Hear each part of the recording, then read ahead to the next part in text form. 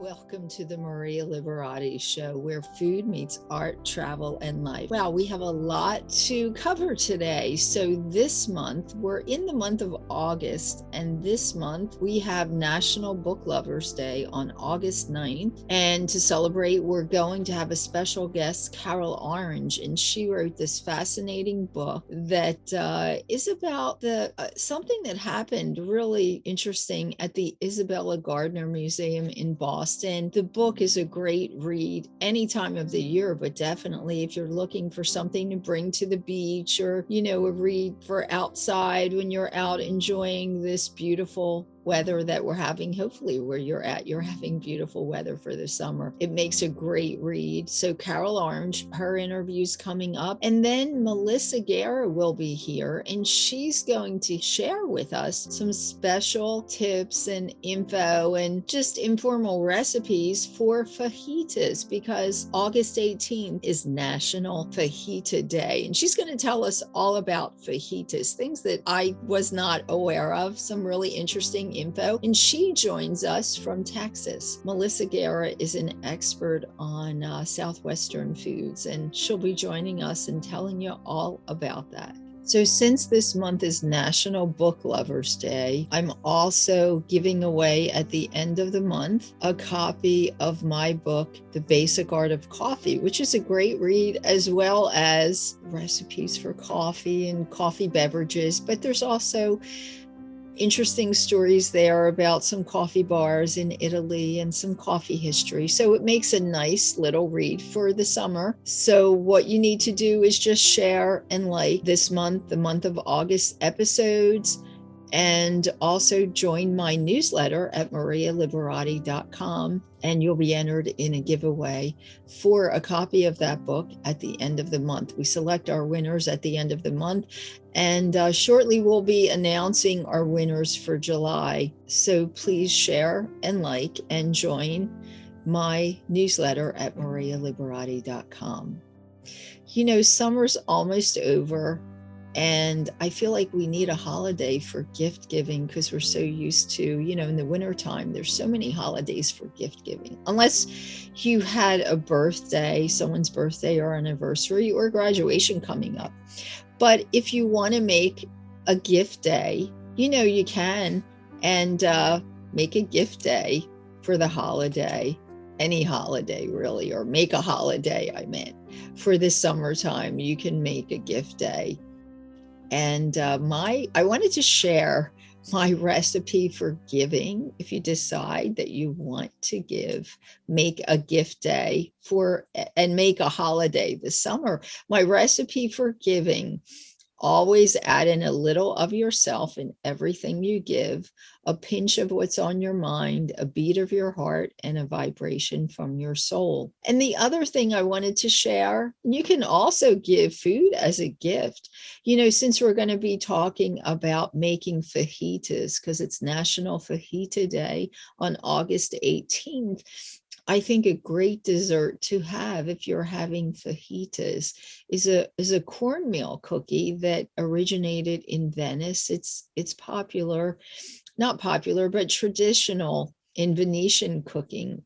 It's called a zaletti. It's a cornmeal cookie. And I wanted to share a recipe for that. This recipe is also in my book, The Basic Art of Italian Cooking Da Vinci Style, which you can find at marialiberati.com and artoflivingprimamedia.com. And if you want to make a batch of these cookies and give that as a gift, because there's really not enough gift giving holidays in the summertime, you sure can. So here's my recipe for cornmeal cookies, or zaletti. 1 cup plus 1 tablespoon of 250 grams of corn flour. So that's about a cup of corn flour, a little bit more than a cup. That's a cup and a tablespoon. That's 250 grams of corn flour.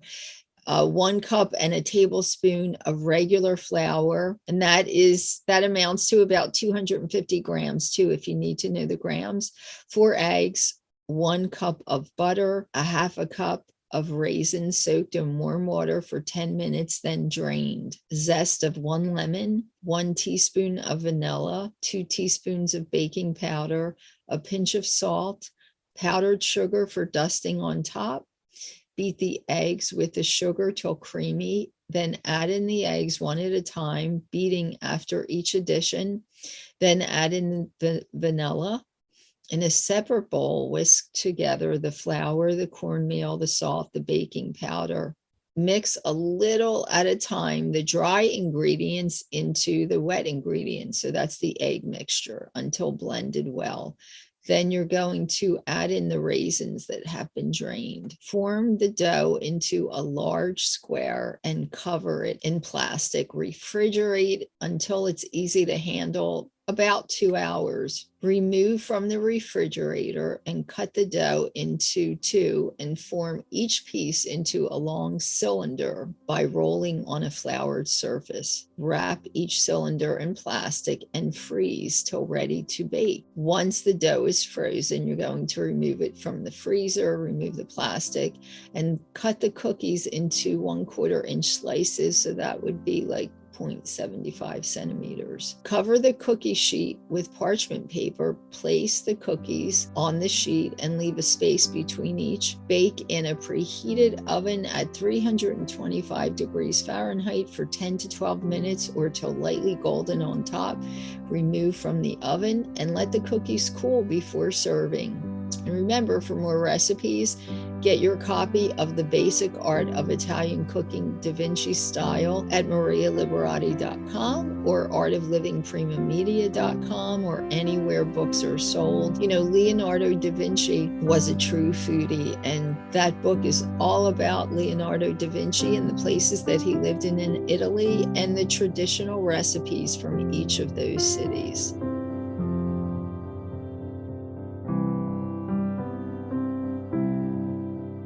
Books. I don't know how my listeners feel. I'm hoping everybody loves books. Books are so, you know, it's a great way to transport you anywhere, learn about anything. And we're getting ready for August 9th is actually National Book Lovers Day. And today we have on Carol Orange, who is the author of such an incredible book. It is just so interesting, especially for art lovers, but really for anyone. Such an interesting and incredible story. It's called A Discerning Eye, but Carol has an interesting background herself in the art world. She's an expert. So I'm going to welcome you, Carol Orange, to my show, to the Maria Liberati Show. And Carol, tell us a little bit about yourself. Thank you, Maria, for having me on. Yes, my background is in both art history and in English. I studied at Cornell University and I fell in love with the art world when I was there taking art history courses. After I graduated, I was really fortunate. I had this great job in London working on a book of Spanish art with a man named Xavier de Salas. He was then the attaché at the embassy in London, the Spanish embassy. He later became the director of the Prado Museum. So imagine how lucky I was. Oh, yes. Senor de Salas. So I learned so much about art history from him. And I then had a gallery in Boston for many years. So when the robbery happened at the Isabella Stewart Gardner Museum, which is such a gem of a museum, I mean, it was my favorite place to go to when I lived in Boston for 30 years. So I, thought about who could have done such an absolutely horrible thing, because it deprives the people of 13 magnificent works of art. One of them is Vermeer premieres the concert, and there are only 36 premieres in the Oh, world. wow.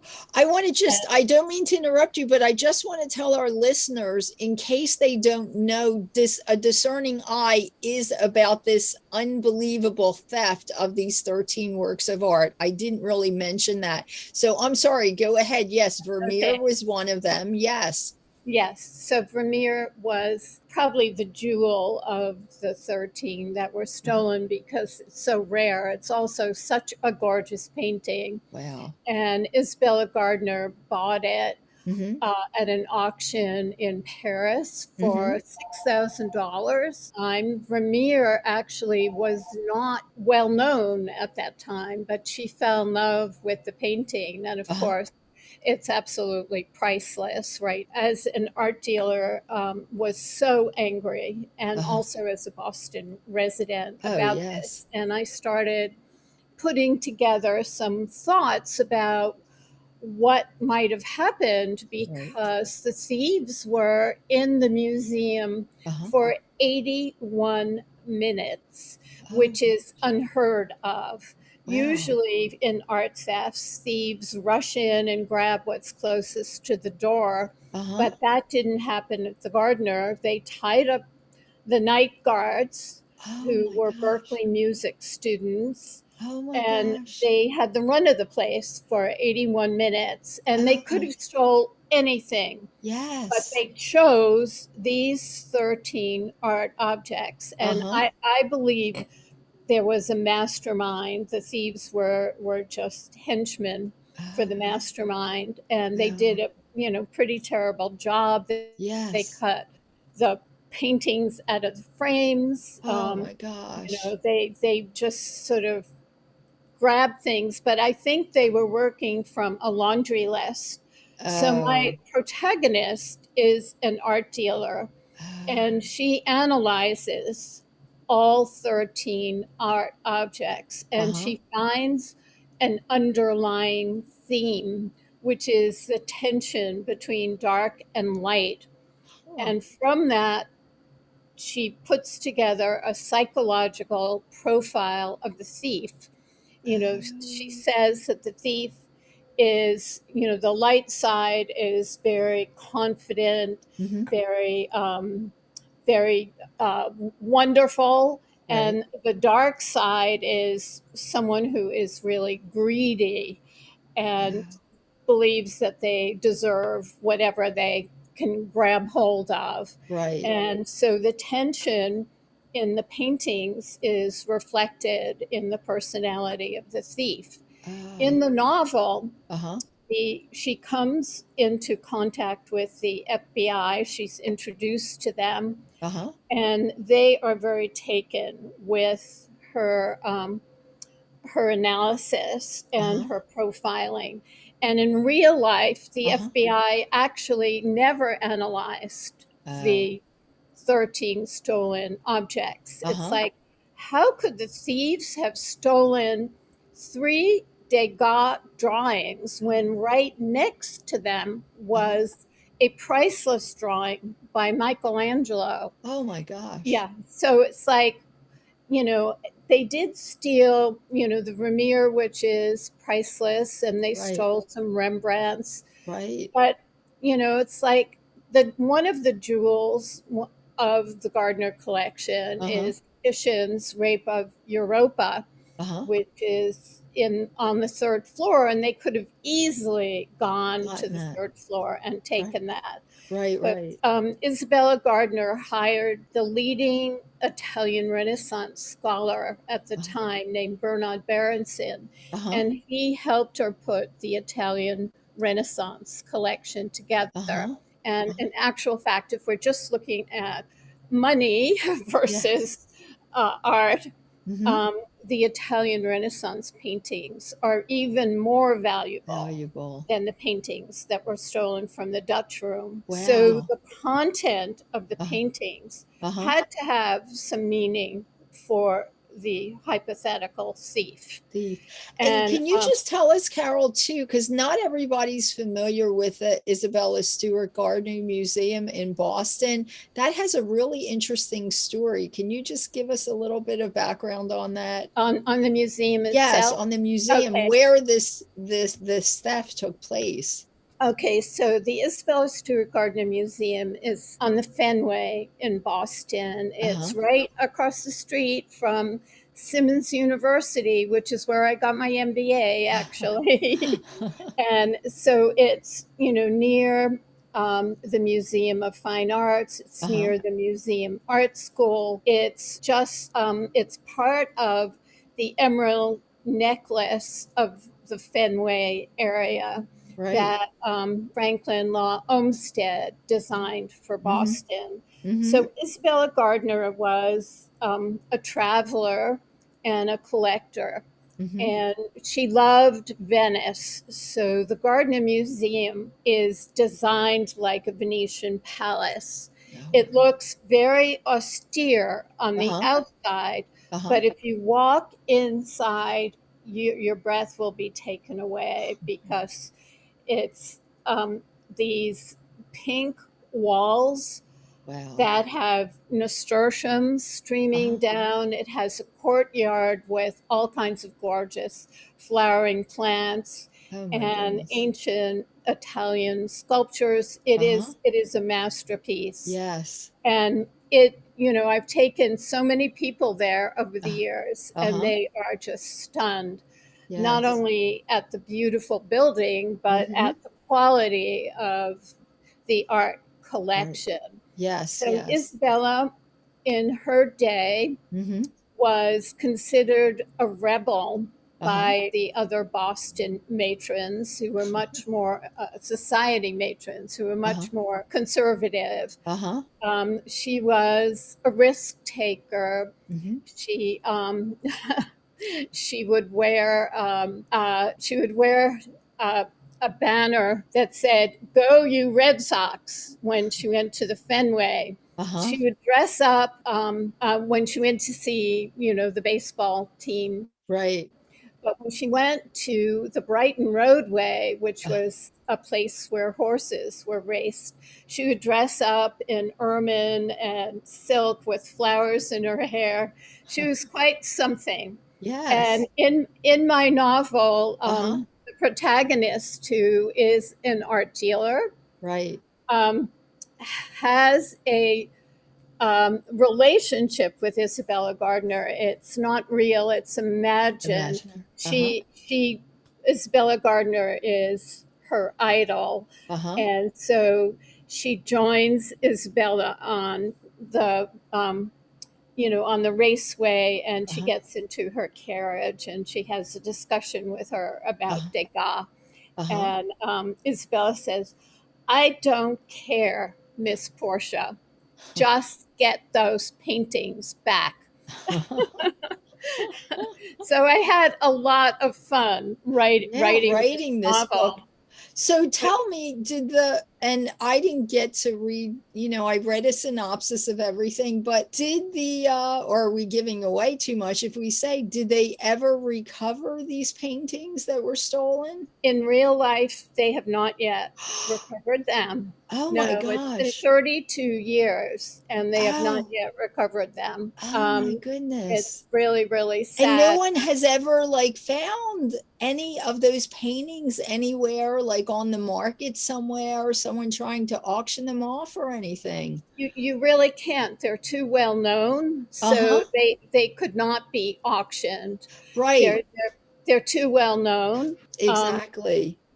I mean, my fantasy in my novel, Yes. they are returned. Oh, okay. In my novel, the heroine, Portia Malatesta, Uh-huh. works with the FBI and Interpol, Uh-huh. and they get the paintings back, Yes. um, Yes. because that's my wish, Right, my right. greatest, Yes. greatest wish.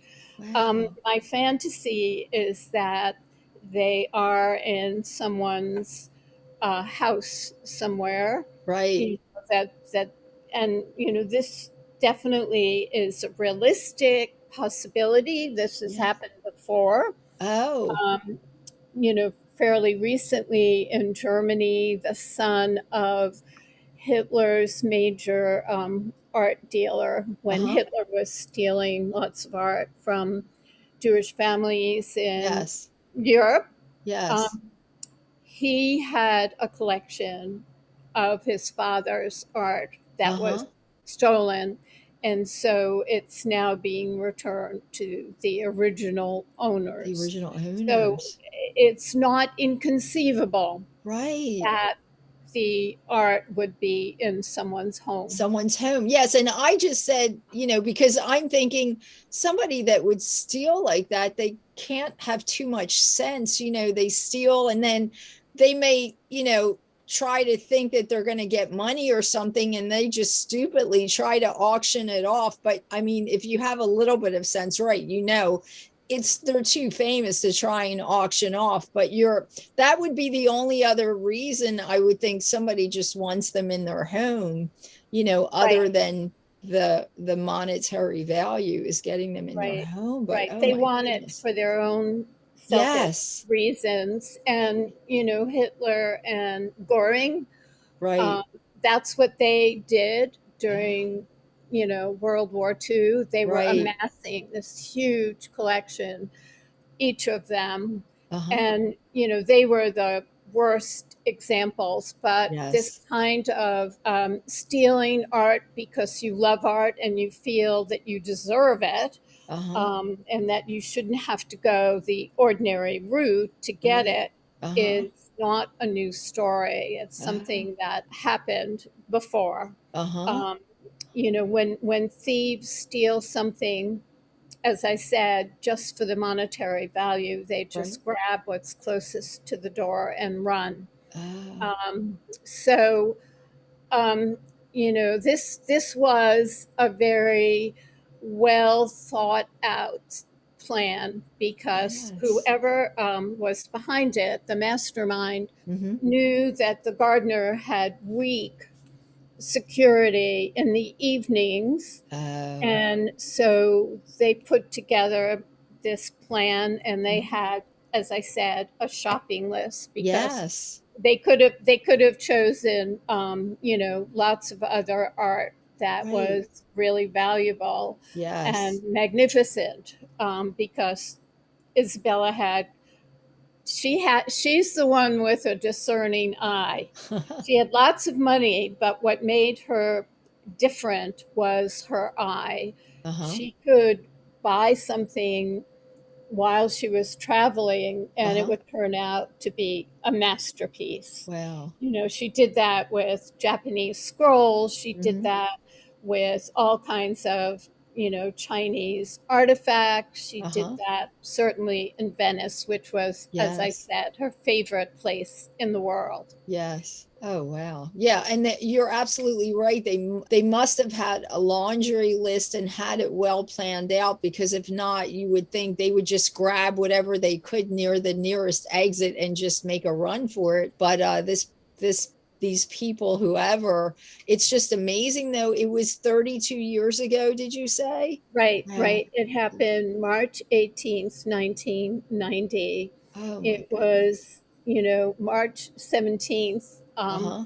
is a big holiday in Boston. It's St. Yes. Patrick's Day, but this Yes. happened at 1:30 in the morning. Oh, So whoever planned it knew that the police would be tied up oh yes. with the real police would be tied up Yes. with brawls, but the faux police, the police who got the night guards to let them in, they were disguised as Boston policemen, and they got in by saying, "There's a disturbance in the neighborhood, and we need to get in." And the guards, let them in, which was really not too smart. But Yeah. Oh my yeah, goodness. Oh my yeah. goodness. So Wow. What Yeah. an incredible story. So, Carol, tell us, tell my readers where, or my listeners, not readers, listeners, where they can find this book and where they can find more information about you. Do you have a website that they can I look for? do. I have a website. It's Yes. www.carolorange.com. They can find the book Uh-huh. anywhere books are sold. Great. It's in bookstores, it's on Amazon. Mhm. There's also an audio version, which I'm very proud of Oh, wow. because it's narrated by the actor Campbell Scott and Wow. his wife Kathleen McElfresh. And, Campbell is someone whom I know, and he's not only a superb actor, but he's Yes. a wonderful person. So I was so Yes. thrilled that Oh, they that's narrated. exciting. Yes. Yeah. Yeah, and it's such a great read, or you can even listen to it, or when you're on the beach a lot of times you want something to read, or just outside enjoying, the summertime. So it's a really beautiful book to read and celebrate National Book Lovers Day. Thanks so much, Carol Orange. And it's a Discerning Eye. And you can go to Carol's website. Are you on any social media, Carol? Can we find you? Yes, I Okay. am. I'm on Twitter. I'm Uh-huh. on There you Instagram. go. I'm on Facebook, of course. And Yes. my 9-year-old granddaughter just made a TikTok video. There you go. There you I go. have to That's tell you, I'm so proud of it because she decided this is what she wanted to do. uh-huh. And she's talented. She's really Wow. talented. She Wow. synced it to a K-pop song. It's so My darling. gosh. Yeah, it's wonderful. I know my nieces make up a lot of my videos and things too, and they do it so quickly, They just Yes, do it yes. quickly, where with me it might take me years to do. They just, they know how to do that. That's great. Well, we'll definitely have to look for that video. Thanks again so much, Carol, for being here, and much success with the book A Discerning Eye by Carol Orange.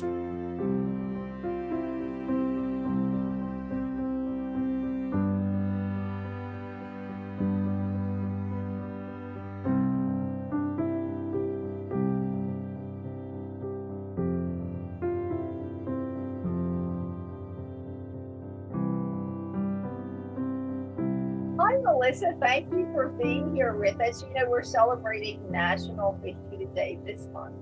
And we have Melissa Guerra. She's a special guest. She's an author, blogger. Her specialties are on foods of Texas and the Americas. Is that correct, Melissa?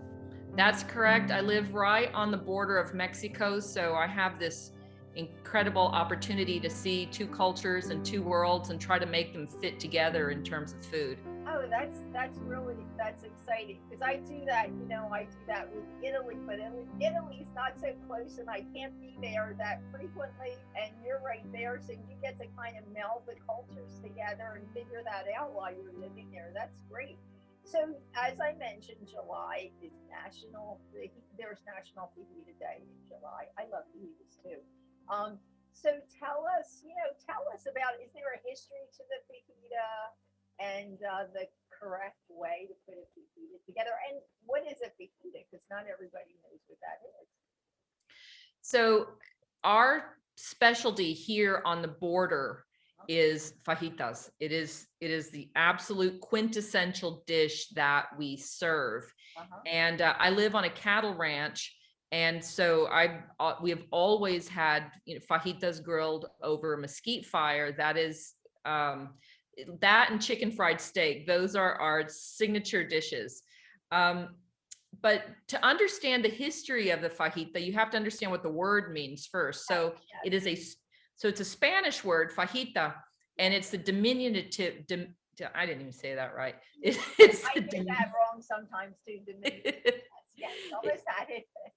The word fajita is a diminutive of faja, and a faja means, and that's Faja. You pronounce the J like an H, faja, and a faja is a sash or a girdle or something that goes around the torso. And I don't have a side of beef available, so I'm just going to use myself here as some sort of anatomical example. But a faja is, like I said, is something that surrounds the torso. So if you see like a mariachi and he's got his guitar and he has his pants and his jacket, and there's usually some sort of belt that is around his middle, that is a faja. And for people that wear them, a girdle is also a faja. So you can see advertisements with people wearing pretty shapely stuff. That is a faja. So a fajita is is considered like a band or a sash that would have come from a beef cow. And so sometimes it can be the diaphragm, or sometimes it can be like the outer flank, and it's not flank steak, Right. but it's a stretch of muscle that is kind of connective between the torso and the leg of a cow. Oh, okay. So it is primarily beef. Now, I see.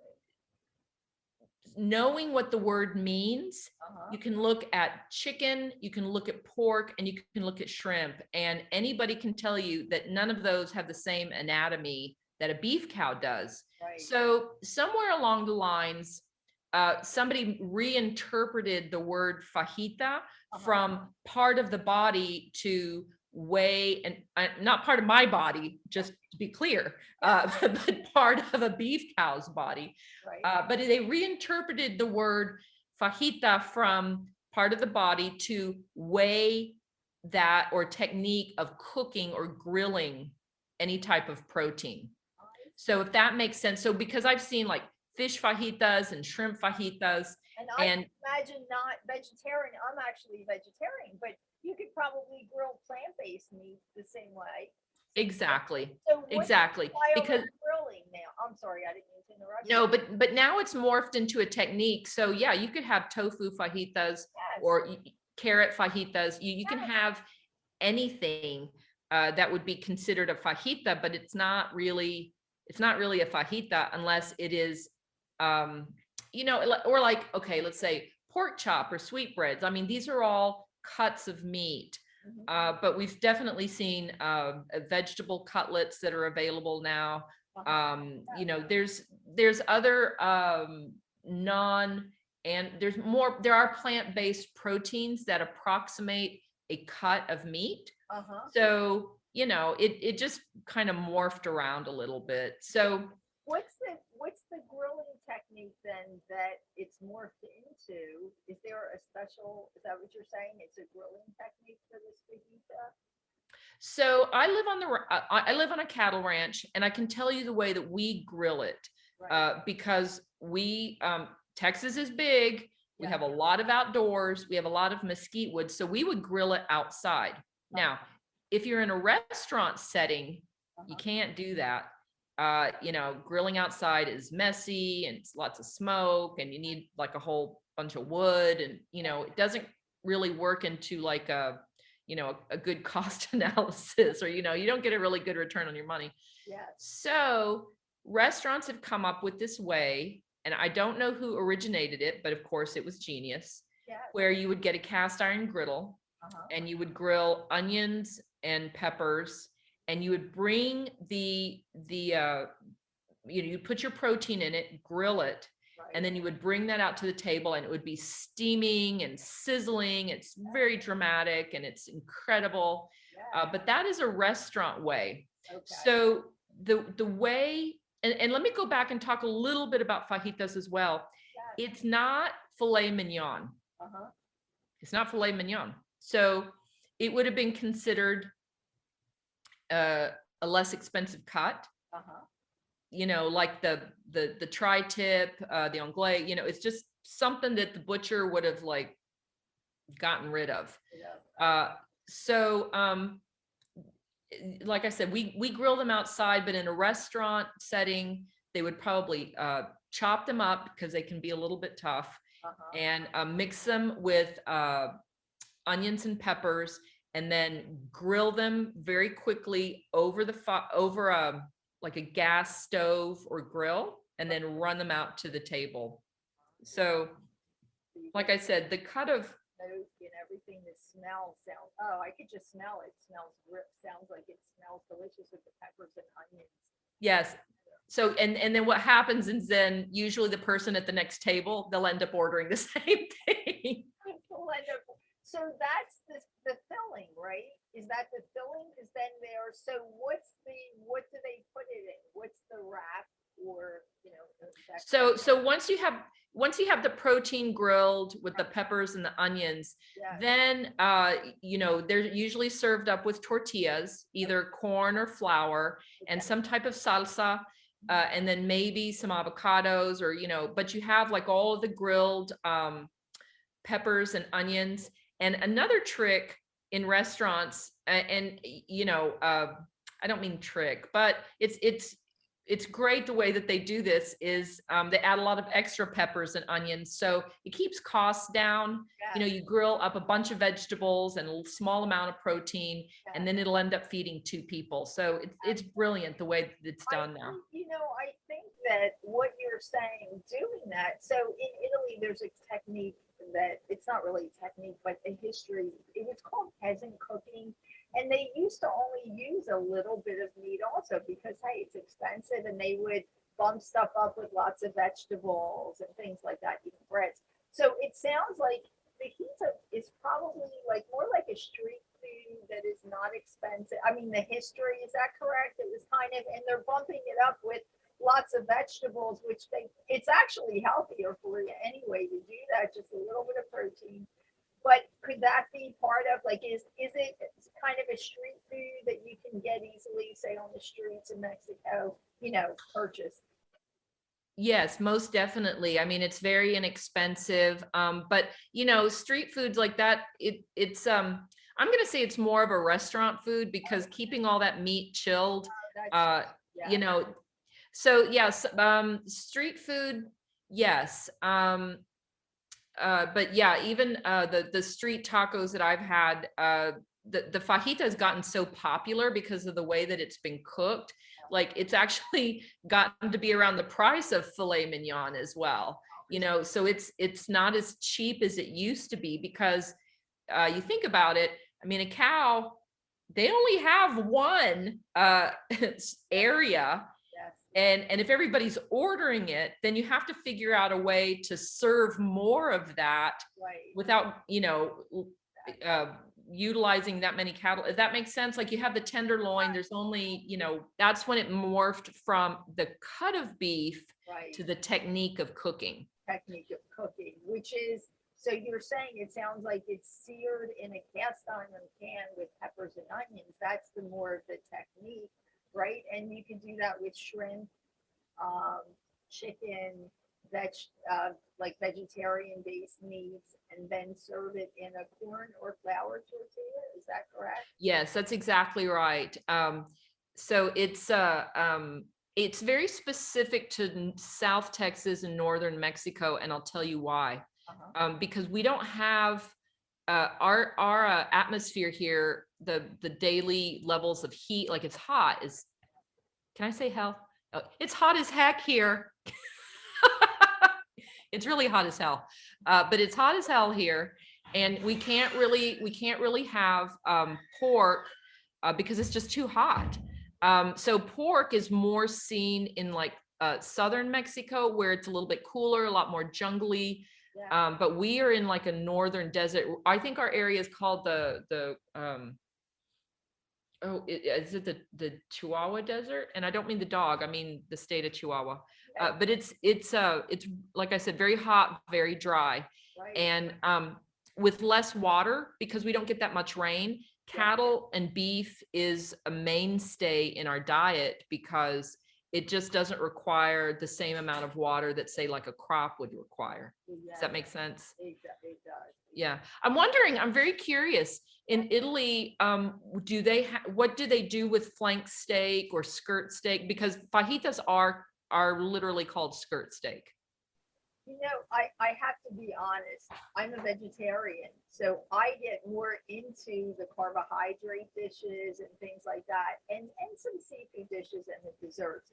So I'm really not into the steaks. I couldn't really tell you too much about the steaks, although the one thing that I know that is historically in especially the uh, Tuscan history is a type of steak they call the chianina, and it's because it comes from this part of Tuscany. Have you ever heard of it? That it's Are you saying there's a type of cattle called the Chianina that is it's an Italian breed of cattle. And so could you say the word again, please? chianina, chianina. Oh, Chianina. Okay. Chianina, CH, like a hard CH, chianina. It's in, it comes from that region in Tuscany. And actually, if you drive through, which is such a beautiful drive, you will see places where they raise the chianina because they feed them special herbs and grass because the the steak that they get from the chianina is served.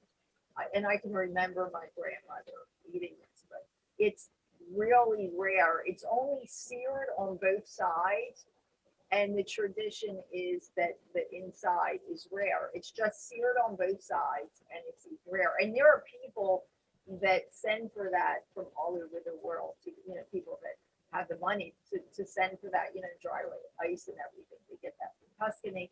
But that I can tell you, I know is in the Italian history. Those types of steaks is this chianina where they serve it rare, that's seared on the outside. As far as Italians when they have the meats, they don't really do usually any kind of sandwiches or anything like. I mean, I would call that a version of a sandwich for lack of a better word. Where they put bread on or whatever type of a wrap or something.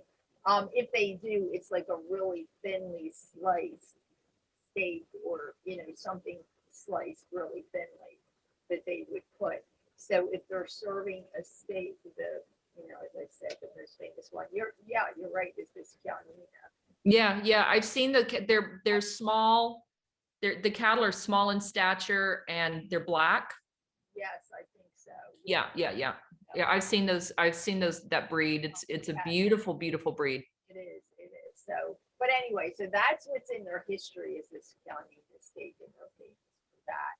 As far as anything. But I was just remarking that they have this culture of peasant cuisine, which is foods that they develop that they're some are street foods now, and some have morphed into these extremely expensive dishes that are trendy in restaurants. And they were actually foods that were maybe might have been thrown away or discarded, and they figured out how to reuse and recycle them, of course, in a tasty way, in ways that they're still healthy for you to eat. And so that's what it was coming to mind when you were telling me that, it's the meat that could just be thrown away. So they're just mixing a little bit with peppers and onions and making it tasty and cutting it real small so you can still eat it if it's tough. And that's why, I remarked about the peasant cuisine, which sounds like something like that. But sounds like the restaurants have kind of gotten into the trend, right? So now they're making it with shrimp, and I'm sure you can make. I think I've seen lobster fajitas somewhere. I'm sure everybody's got some way to do a fajita. So it sounds like it's a pretty simple kind of recipe then. That it's not really tons of ingredients. It's just you are adding, right, the protein. You're searing it with the peppers and onions, and maybe you can use a little bit. Do they use any kind of oils or anything? A little bit of an oil, or no? Is it just seared peppers and onions? Yeah, you'd have to. It's yes, you do need some type of oil. So from what I would use, I would normally use olive oil, peppers and onions, and then you sear your whatever you're going to use for protein, I guess. Sear it all together, cook it, and then add it into the corn or flour tortilla. Is that what we're doing? And then you add a salsa, or possibly, and avocado. Oh, that sounds so good. It's really yummy. And that's basically it. Is there anything else you would add to it? Fresh tomatoes, fresh lettuce? Do they do that? Do they add that or no? Typically, No, a beer. okay. It's very easy. You just have to grill a skirt steak, and you can add other vegetables to the, to where it's grilled. And then, yeah, usually there's not a lot of other like fresh salady bits added. It's usually just straight off the grill into your tortilla. And I've seen people even add cheese. We really don't. Yeah. But avocado and salsa for sure. Yeah, that sounds really good. Sounds like it's a great flavor. Is there anything like as far as a special type of tortilla, like flour, corn, anything with that we should know of, or no, just flour or corn tortilla is fine? The national tortilla of Mexico is the corn tortilla. And once you get south of Monterrey, which is about 2 hours from my house, once you get south of there, you really don't see that many flour tortillas. Maybe up towards the border of Arizona, and you will see flour tortillas. But the closer you are to US food culture, that's where you will see more flour tortillas. But once you get into where there's more indigenous culture, then that's the culture of corn, and the flour pretty much disappears.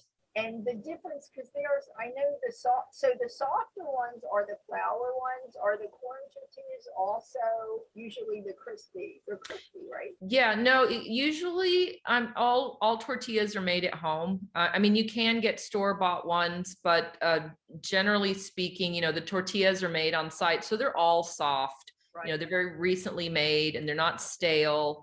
And when you buy tortillas in the US in the grocery store, they've had, preservatives added to them, say stay softer longer.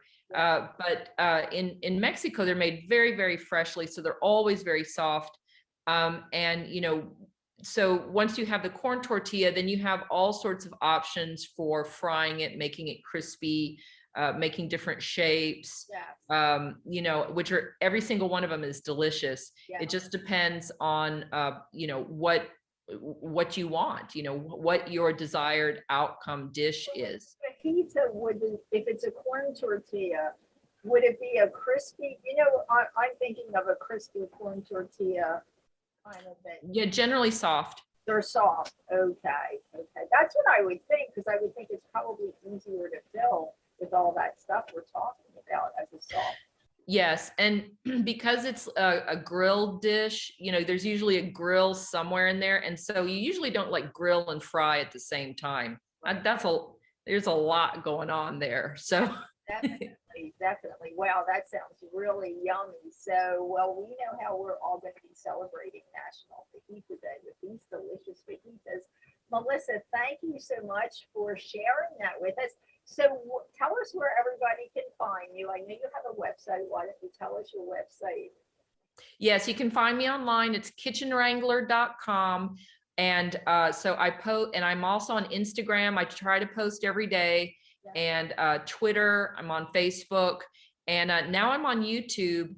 I am learning how to edit, which is so challenging. I don't know why I got that bright idea, but it is really, really challenging, but it's a lot of fun. It's really awesome to connect with people and to talk about food. I would love to hear more about Italy. And I mean, I would just like to go and stay in Italy for a long time. Yes, believe me, you will, and you won't want to come back. I can tell you that. At least for a little bit anyway. Well, Melissa, thank you so much for being here. I'm sure we'll have you back again. Thank you. Anytime. Thank you so much, Maria. Thanks for listening to the Maria Liberati Show, and thanks to my producer, Britton Roselle, and today's guests, Carol Orange and Melissa Guerra. Remember, celebrate National Book Lovers Day on August 9th and National Fajita Day on August 18th. And you can find me at marialiberati.com, on Twitter at twitter.com/Maria Liberati with a capital M. On Instagram, you can find me at Maria Liberati, on Facebook at Chef Maria Liberati, on LinkedIn at M Liberati, on Pinterest at Maria Liberati, on Zeno Radio, you can find me at the Basic Art of Radio station, and on my Roku channel, The Basic Art of Italian Cooking by Maria Liberati. And don't forget to like and share this month's episode for your chance to win a copy of my book. And if you're watching me on video, you can see this, The Basic Art of Italian Cooking, Da Vinci style, and we'll be giving away a copy of a lucky person that shares and likes any of this month's episodes and joins my newsletter at marialiberati.com. Until next time, peace, love, and pasta.